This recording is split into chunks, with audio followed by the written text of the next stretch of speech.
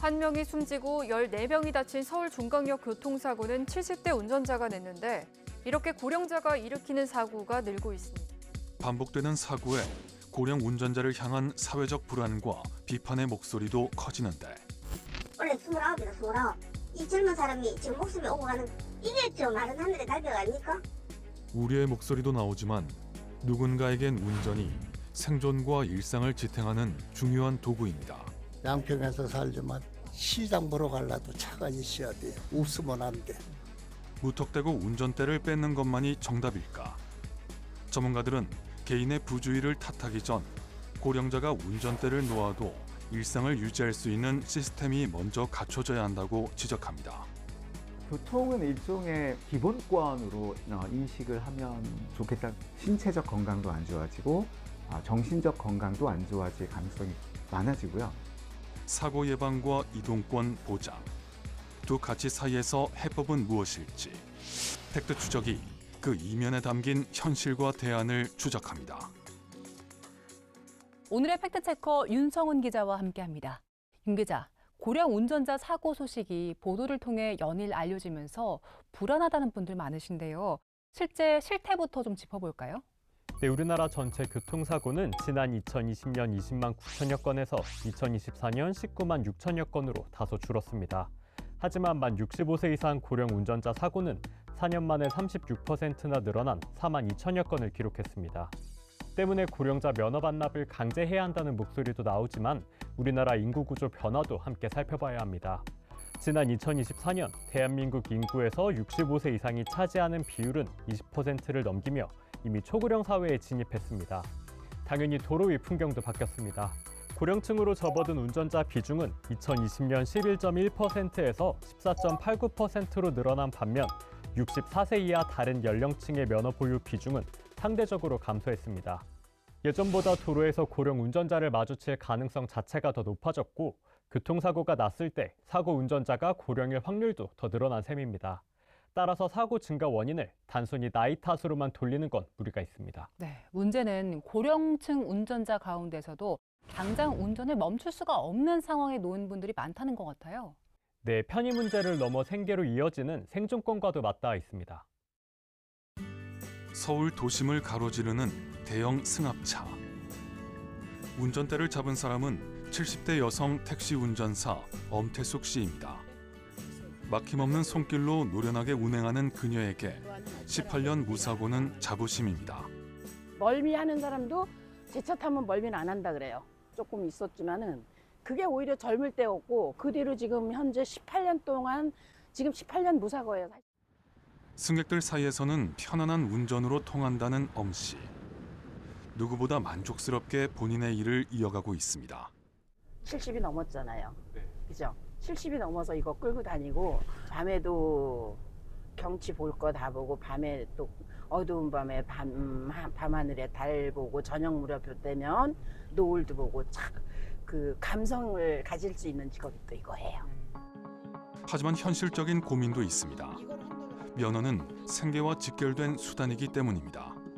자식들이 해줄 수 있는 게 아닌데 이걸 누가 해줄 거예요? 제가 벌어서 해야 되잖아요. 고령 운전자를 향한 사회적 불안이 커질수록 언젠가 면허를 반납해야 할 순간이 올지도 모른다는 점이 무거운 짐으로 다가옵니다. 그냥 있어서 있는 거 갖고 까먹고 하는 게 아니라 수입이 어느 정도 돼서 그 속에서 내가 용돈도 쓰고 필요한 거, 생활에 필요한 것들 쓰는 게 낫다라는 생각을 가지고 있기 때문에 나이가 들어도 일은 해야 한다라는 생각을 하는 거죠. 문제는 생존권에 대한 위협이 업계 전반으로 확산되고 있다는 겁니다. 실제 65세 이상 택시 운전사는 3만 7천여 명으로 전체 절반 이상에 달하는 상황. 전문가들은 고령 택시 운전기사들이 면허를 반납할 경우 교통 공급 공백과 더불어 그들의 생업 중단이 불러올 사회적 파장을 고민해야 한다고 지적합니다. 이윤을 얻기 위한 일을 했고 그것을 나이가 많다는 이유로 규제하는 것이 맞냐라고. 운전으로 생계를 이어가는 분들은 면허 반납이 생존과도 직결된 사안이기 때문에 단순하게 접근해서는 안 될 것 같습니다. 한편으로는 일상생활을 유지하기 위해서 운전대를 놓을 수 없는 고령층도 있다고요. 네, 대중교통이 열악한 지역 거주자가 해당되는데요. 이런 곳은 차량 이용이 불가피한 경우가 많습니다. 어르신들의 사랑방 역할을 하는 인천 강화도의 마을 회관. 두런두런 대화도 하고 함께 식사도 하다 보니 외로움을 느낄 틈이 없습니다. 나이가 들수록 이렇게 나와서 움직이는 일이 곧 건강이고 하루의 활력이 됩니다. 치매 예방도 되고 건강에도 좋으니까 여기서. 하지만 회관을 나오는 일부터 병원 진료를 보고 장을 보러 가는 일까지 대중교통 사정이 열악한 시골 마을에서 차 없이 움직인다는 건 누군가에게 부탁을 해야만 할 수 있는 번거로운 일로 느껴집니다. 관에는 자식들 오라니까 차 타고 가. 버스 타고 그래. 그것도 쉽지 않아요. 지자체는 고령 운전자들의 잦은 면허 반납을 권고하고 있지만 차 없는 서러움을 곁에서 지켜보는 다른 어르신들에게 면허 반납이라는 권고가 선뜻 피부에 와닿지 않는 이유입니다. 77살 최정자 씨에게도 자동차는 노년의 발이자 든든한 조력자입니다. 남에게 짐이 되지 않기 위해 운전대를 잡은 지도 어느덧 50년. 아침에 급할 때, 병원에 갈 때, 아니면은 장 보러 갈 때 무거운 짐. 나이는 절대 숫자에 불과하다. 건강한 사람은 애니타임도 상관없다. 최 씨의 일상을 따라가 봤습니다. 이 많습니다. 읍내 마트까지 운전하면 15분으로 충분하지만 차가 없으면 40분 넘는 고행길이 됩니다. 버스 앱으로 도착 시간을 확인하는 것조차 고령층에겐 쉽지 않은 현실입니다. 버스가 몇 시에 오는지를 몰라. 그럼 마냥 기다려야 돼요.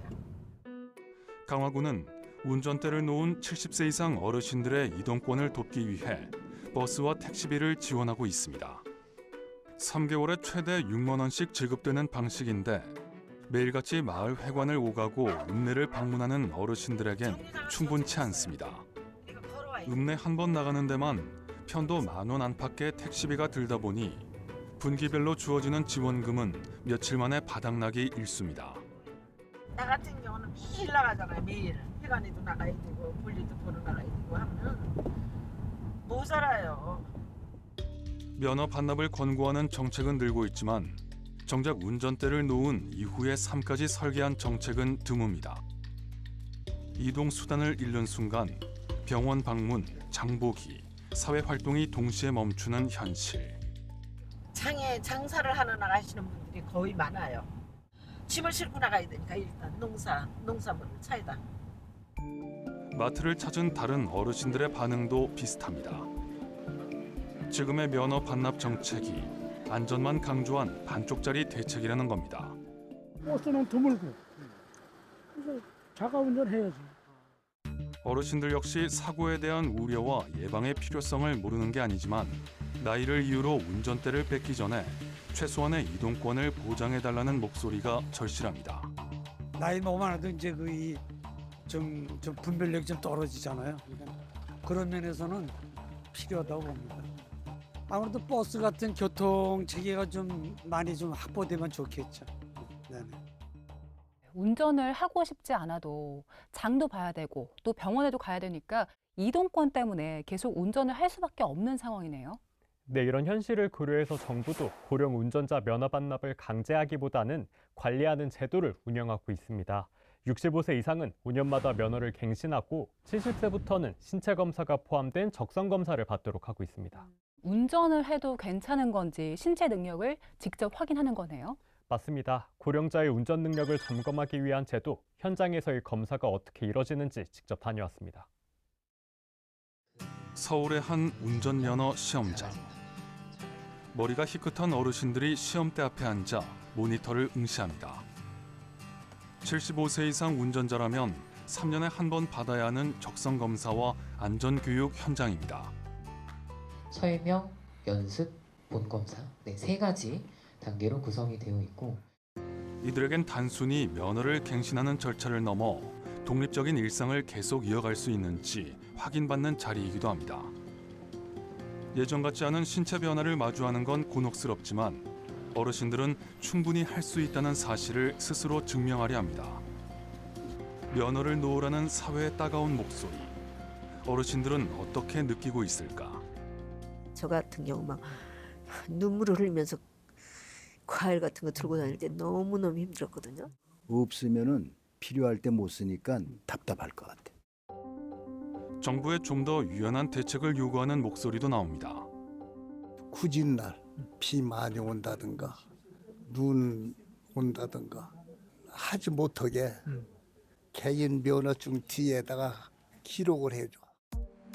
전문가들 역시 나이라는 획일적인 잣대로 운전을 제한하기보단 개개인의 실질적인 운전 역량을 면밀하게 평가하는 시스템이 우선되어야 한다고 말합니다.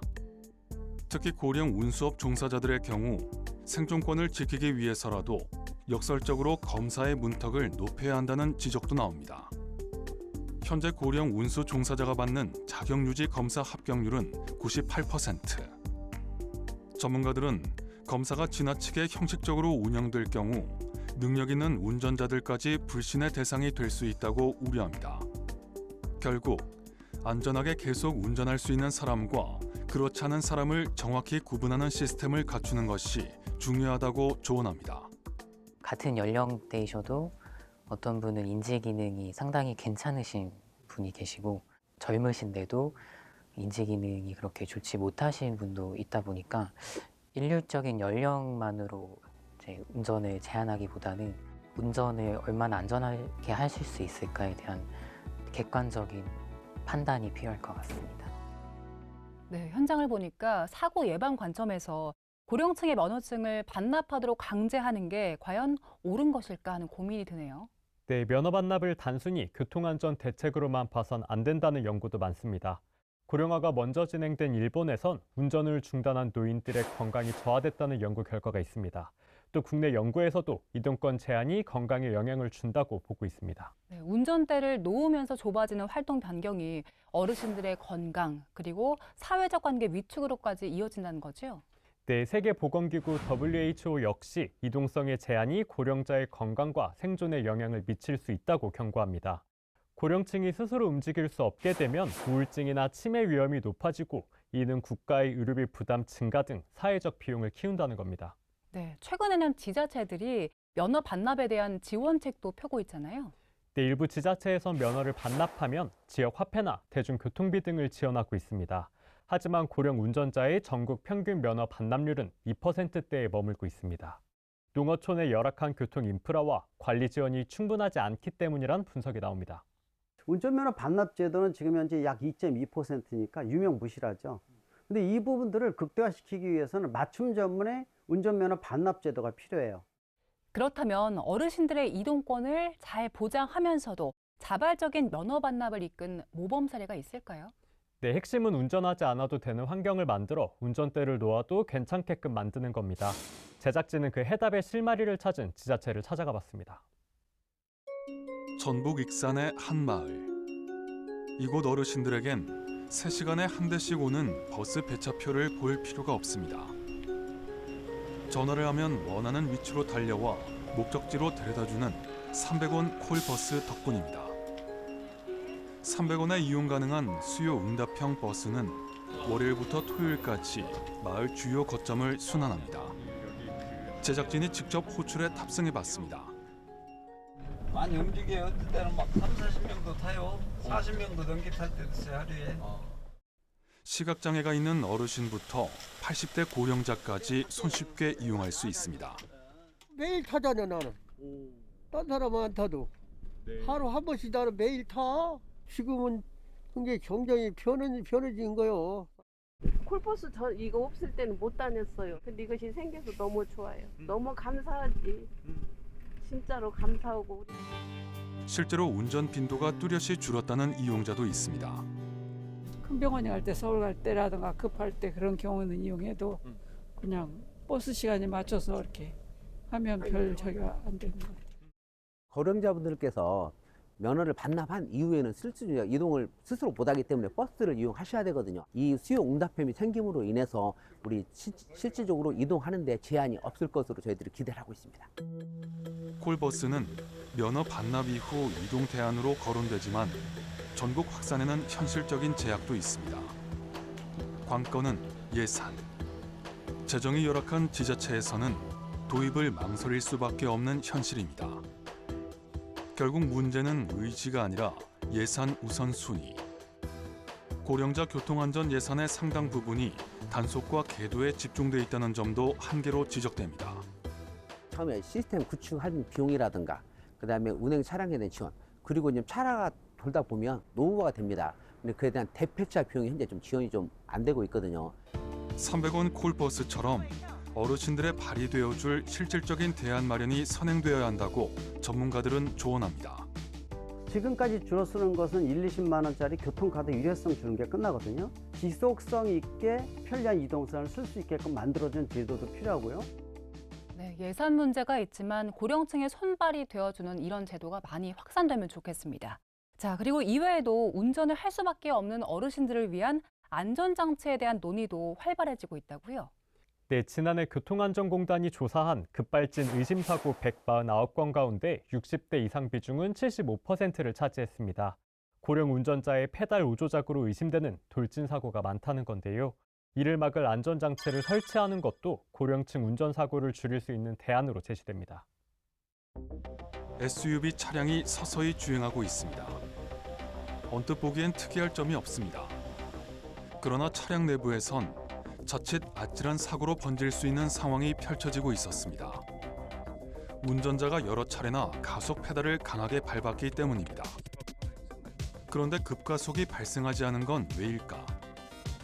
차량에 설치된 페달 5조작 방지 장치 덕분입니다. 저속 주행 중 가속 페달을 급하게 밟으면 차량 속도와 엔진 회전수를 실시간으로 분석해 차량 출력을 제어하는 방식입니다. 저속일 경우 15km 미만에서 악셀 페달이 80% 이상 밟혔을 때 저희는 이제 차단을 하고 있고요. 주행 중에서도 이제 4,500rpm 이상 또는 이제 최고 속도 140km 이상 제한을 뒀고요. 이미 관련 장치를 도입한 일본은 사고 감소 측면에서 실효를 발휘하고 있는 것으로 나타났습니다. 일본 국토교통성은 가속 페달 5조작 방지 장치를 장착하면 63%의 사고를 예방할 수 있다고 발표했습니다. 전문가들은 우리나라도 전면적인 도입에 속도를 내야 한다고 입을 모읍니다. 일본에서 가장 효과가 컸던 페달 5조작 방지 장치입니다. 사람이 앞뒤에 있을 때 모르고 가속 페달을 밟게 되면은 차가 나가지 않고 또 경고등도 나오면서 사고를 미연에 예방해 주는 건데, 하지만 대당 40만 원이 넘게 드는 비용이 걸림돌입니다. 정부는 올해 고령 운전자가 모는 택시 화물차 3천여 대에 장치를 보급하고 2029년부터 신차 의무화를 예고한 상황. 그러나 이미 도로를 달리고 있는 대부분의 기존 차량들은 개인이 설치 비용을 부담해야 합니다. 애프터마켓이라고 해서 기존의 고령 운전자가 운전하는 차에도 페달 5조작 방지 장치를 설치할 수 있는데 지금보다는 좀 빠르게 확산될 수 있도록 정부가 적극적으로 지원하는 것이 필요할 수 있다고 생각합니다. 또 일본과 일부 유럽 국가에서는 야간 운전 금지, 고속도로 진입 제한, 주거지 반경 제한 같은 조건부 면허 제도를 이미 운영 중입니다.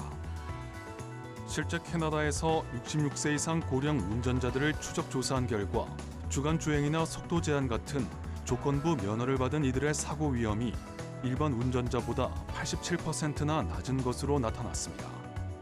전문가들은 일률적인 나이잣대로 면허 반납을 강요하기보다 안전하게 운전할 수 있는 가이드라인을 주는 것이 사고 예방에 훨씬 효과적이라고 말합니다.